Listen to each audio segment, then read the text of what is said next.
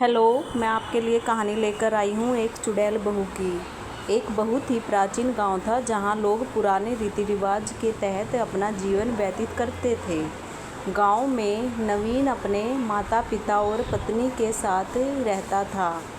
नवीन की पत्नी सेजल शहर की पढ़ी लिखी लड़की थी, इसीलिए उसे गांव के रीति रिवाज में ज़्यादा दिलचस्पी नहीं थी। फिर भी उसे परंपराओं के अनुसार गांव के लोगों के सामने सर ढककर और चेहरा छुपाकर रहना पड़ता था। कुछ दिनों तक सेजल ने बड़े बुजुर्गों की मर्यादा रखते हुए ये सब बर्दाश्त किया, लेकिन जब उसे लगातार पर्दे में रहने से घुटन होने लगी तो उसने अपने पति नवीन से शहर जाने की बात कही। नवीन गांव में ही पला बड़ा था, इसीलिए उसे शहर जाने में कोई रुचि नहीं थी। उसने अपनी पत्नी को समझाते हुए कहा, यहाँ हमारा पूरा परिवार है और हम इसे छोड़कर नहीं जा सकते। तुम्हें यहाँ रहने में क्या परेशानी है? सेजल ने नवीन से खुलकर अपने दिल की बात कह दी। बस फिर क्या था, वो अपनी पत्नी से नाराज़ हो गया और ज़ोर ज़ोर से चिल्लाने लगा। नवीन की आवाज़ सुनकर उसके माता पिता भी कमरे के अंदर आ गए और जैसे ही उन्हें सारा मामला पता चला तो उन्होंने भी अपनी बहू को बुरा भला कहना शुरू कर दिया। सारे परिवार की बातें सुनकर सेजल की आंखों में आंसू आ गए। सेजल को समझ में नहीं आ रहा था कि वो अपने पति को कैसे समझाए। इस घुटन के कुछ महीने गुजरने के बाद एक दिन सेजल सुबह होते ही बिना किसी से कुछ कहे घर से निकल जाती है। काफ़ी दूर पैदल चलने से उसे थकान महसूस होने लगती है, इसीलिए वो एक सुनसान जगह पर बैठ जाती है। घर पर जैसे ही नवीन को पता चलता है कि उसकी पत्नी कहीं चली गई है तो वो सारे गांव में सेजल को ढूंढने निकल जाता है। नवीन गांव के चारों तरफ ज़ोर ज़ोर से आवाज़ें लगाते हुए अपनी पत्नी को खोज रहा था। जब वो कहीं दिखाई नहीं दी तो सभी की चिंताएं बढ़ने लगी।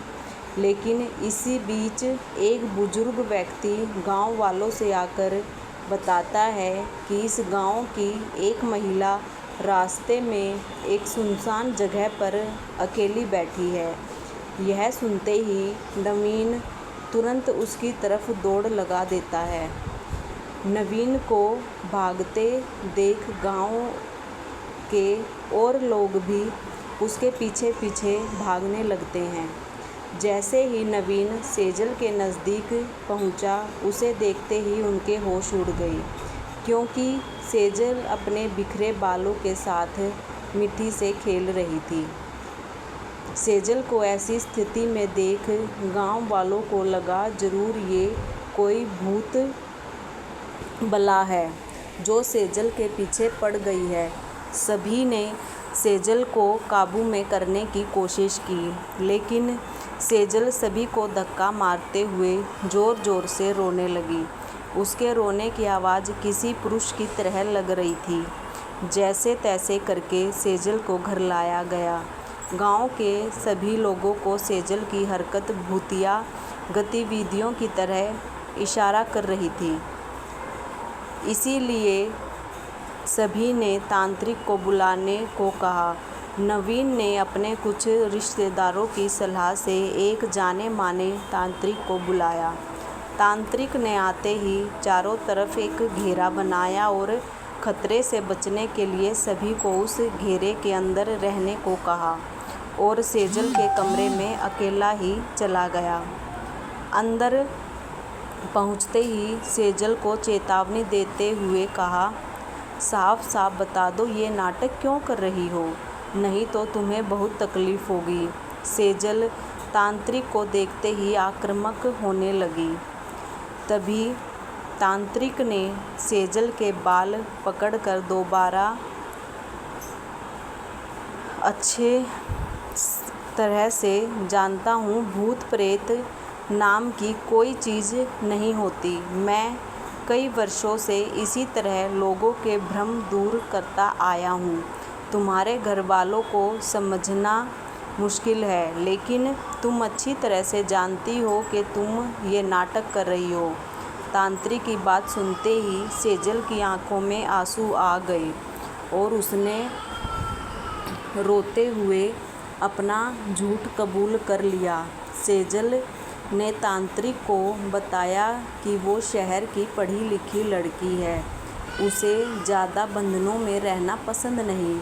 उसने कई बार अपने पति से यहाँ से दूर चलने को कहा, लेकिन जब वो नहीं माने तो मजबूरी में आकर उसने चुड़ैल चढ़ाने का नाटक किया ताकि वो अपने मन मुताबिक जी सके। दरअसल तांत्रिक एक वैज्ञानिक था जो कई सालों से भूतों के नाम पर फैली हुई अफवाह के सच्चाई दिखाने के लिए रिसर्च कर रहा था, और इसी वजह से उसने तांत्रिक वेशभूषा अपनाई थी। उसने सेजल को सबके सामने चुड़ैल की हकीकत बताते हुए माफ़ी मांगने को कहा, और उसने सेजल से कहा, तुम पढ़ी लिखी हो, तुम्हें अच्छे से पता होना चाहिए इस तरह के नाटक लोगों में भ्रम पैदा करते हैं, और हमें ये भ्रम फैलाना नहीं है बल्कि समाज से दूर करना है। इसीलिए तुम अपने इस नाटक को सबके सामने बताओ और सबसे माफ़ी मांगो। जैसे ही गांव वालों को पता चली सेजल अपने परिवार के सामने सिर ढकने से बचने के लिए चुड़ैल का ड्रामा कर रही थी, तो उन्हें आज से पहले गांव में हुई सभी भूतिया घटनाओं पर संदेह होने लगा। तांत्रिक के समझाने पर सेजल के घर वालों ने उसे उसके पति के साथ शहर जाने की इजाज़त दे दी। तांत्रिक की वैज्ञानिक सोच ने लोगों में भूतों के प्रति फैले अंधविश्वास को गहरी चोट दी थी। इससे हमें यही शिक्षा मिलती है कि हमें अंधविश्वास नहीं फैलाना चाहिए। जितना हो सके अंधविश्वास को दूर करना चाहिए। राधे राधे।